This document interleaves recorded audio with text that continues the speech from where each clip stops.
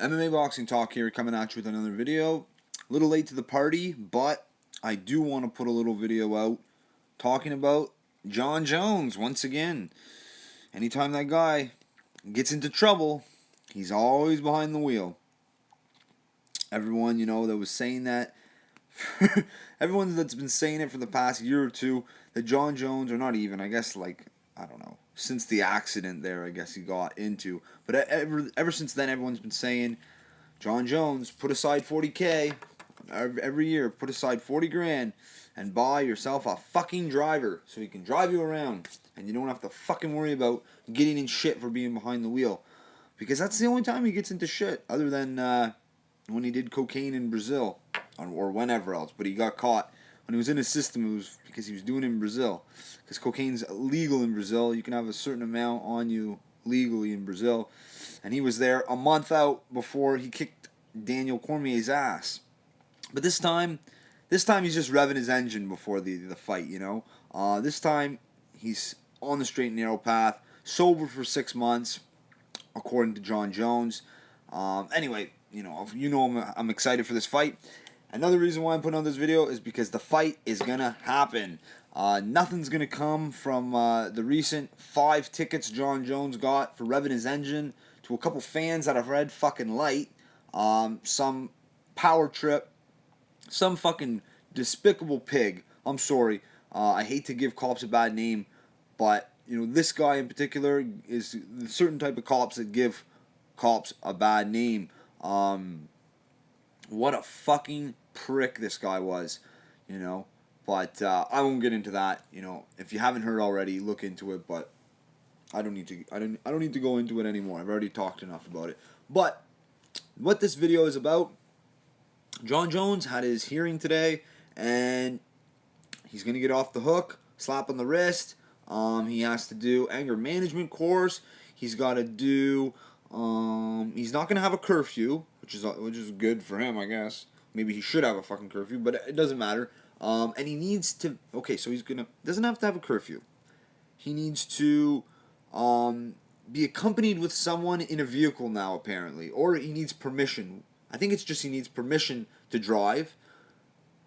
He needs, I think it's 60 hours of community service, and also he's got to do anger management. So anger management, 60 hours of service, and has to have permission to drive now. So, that's probably best for Jon Jones. But he still won't get a driver, of course. Sell all your fucking cars, keep one car and buy a driver to fucking drive you around.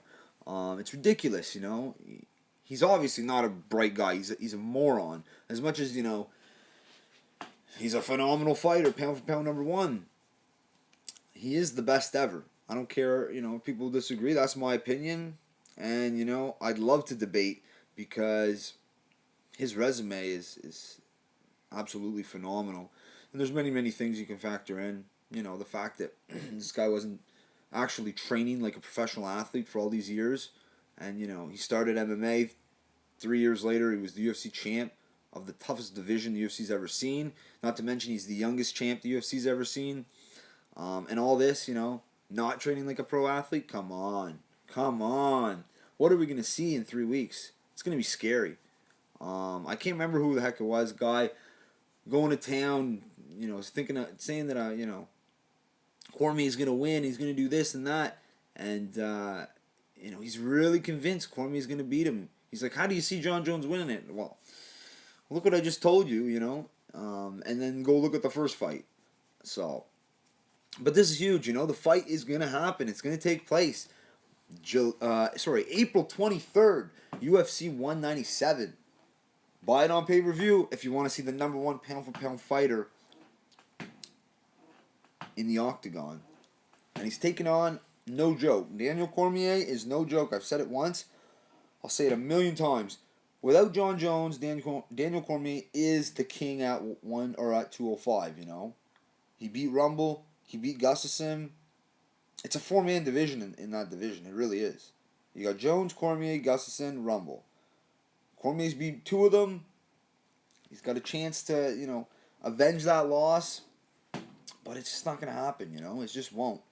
You know, I think Jones has like a 14-inch reach on him or something like that. It's insane. It might be 15. I'm not even sure. And you know the height difference, and then just the athleticism that Jon Jones possesses is on a different level than Daniel Cormier.